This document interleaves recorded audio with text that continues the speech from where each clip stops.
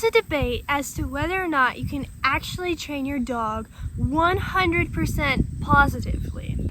Is this really something that you can do? That is what this video is all about. Subscribe and hit that bell for more videos just like this one. I am what you call a positive reinforcement based dog trainer.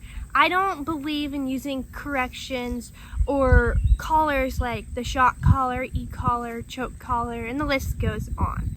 I also don't believe in physically correcting the dog either. I just don't. But if someone were to ask me if I train my dogs 100% positively, I would have to say no. But how does that work? Here is my answer to you. Some people believe that you can teach a dog 100% positively. And maybe you can, but you're going to have to not care about some things. For example, if your dog jumps up on you, some people don't mind. And so they just let their dogs jump up on them and jump up on their guests. But that can become very dangerous if grandparents come over. But what I would do in that situation is turn my back on the dog and not give him my attention. This is a minor form of negative punishment. We are taking something away in the hopes of diminishing the behavior. That is what negative punishment is. This is a mild version of it, and I never do an extreme version of it. So I believe that you can't have 100% well-trained dog without the minimal use of negative punishment. Now, like I said, I use negative punishment very sparingly, only when I absolutely have to. My main go-to form of training is positive reinforcement, which builds behavior and boosts confidence.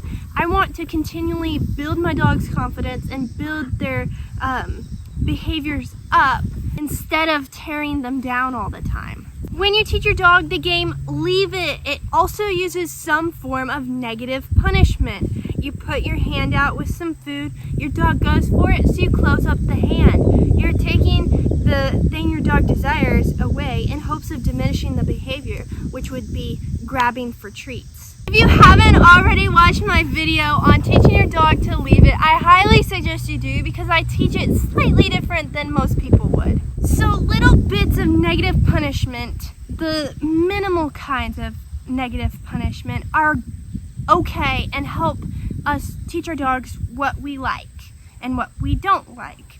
But what about the other quadrants in the operant conditioning theory? There are 4 quadrants, and here they are: positive reinforcement, positive punishment, negative reinforcement, and negative punishment. Positive punishment is adding something like a correction in hopes of diminishing a behavior. I honestly do not find this moral. I hate to see any animal or person hurt, and so it is just not my philosophy to hurt a person or animal in the name of training. Negative reinforcement is taking something away in the hopes of reinforcing that behavior.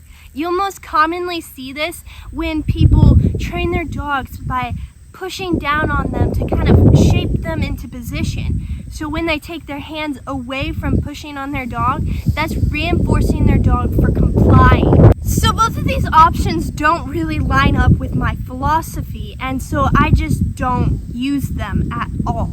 I think all animals and people should live their best life, and to do that, we have to give them a choice. Giving your dog choice starts with this simple little game right up here. It only takes a little bit of time to teach it to your dog, but it has a lifetime of benefits, and as your dog grows off of that behavior, you'll have the most well-behaved dog you could ever imagine. And that all starts with that one game of choice. That is all for this video. I hope you guys have a wonderful day, and I will be seeing you in the next video.